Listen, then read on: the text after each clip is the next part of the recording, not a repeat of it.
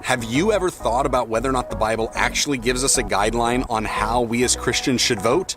See, that's a question I had a few years ago, and the answer might actually surprise you. Sharing God's love in the digital world and encouraging others to live by faith.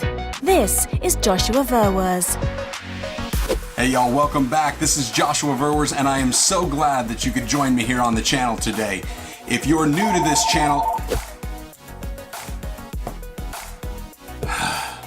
another political call.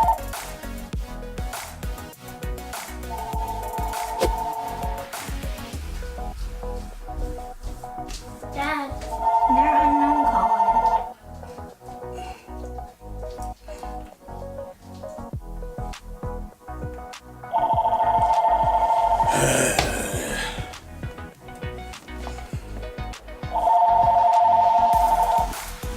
Hey, welcome back. If you're new to this channel, I just want to encourage you to hit that subscribe button and ring the bell so that Facebook will notify you every time we bring a new video. Because each time we do bring a new video, we're trying to bring content that will provide some information and inspiration to help you live by faith.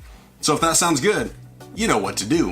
One of the more interesting things that I found out when I was looking at my Bible and how to actually vote biblically was that there are scriptures that talk about it. My favorite one is in Exodus chapter 18, verse 21. And what it says is that we are to select capable men such as fear God, tell the truth, and hate dishonest gain. Interestingly enough, that's not the only scripture that tells us this. You can also find it in Deuteronomy 1:13 that they need to be men of understanding, and 2 Samuel 23:3 says that they should rule in the fear of God. And then even when we look at Romans chapter 13, it's very clear that those who are in those leadership positions should be ruling in the fear of the Lord. See, a lot of times we as Christians, we're not voting biblically, but we're voting just emotionally. We're voting as the lesser of two evils, and really, the lesser of two evils is still evil. And we're told just to do good, so who cares whether it's win or lose? Just obey God. It's really that simple. Now see, that's actually a really simple format and simple guidelines for us to be able to vote, but just because it's simple doesn't mean it's easy. A lot of times the most simple things can be the most difficult to obey. Now here's my big question for you. Have you actually been able to find anybody that would meet that criteria?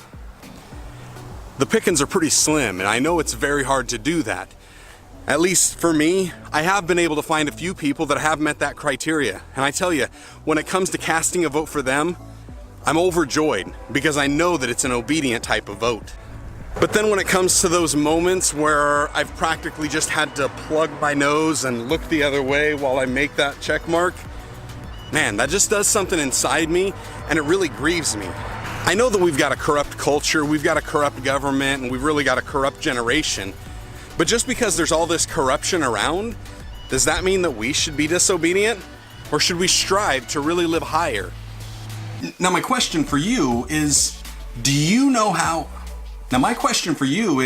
what do you think about what I laid out? The way of voting biblically, looking for people that fear God, tell the truth, and hate dishonest gain.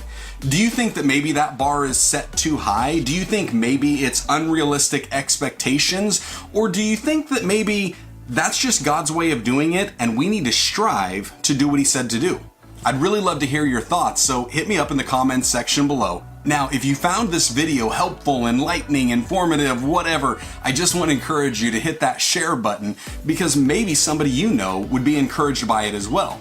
And don't forget to give me a big ol' thumbs up if you like it. And you know what? If you don't like it, drop a thumbs down. I'm kind of waiting for my first dislike anyway, so... But make sure you truly dislike it if you're gonna do that. So until next time, I want y'all to stay blessed, enjoy God's best, and have a great day.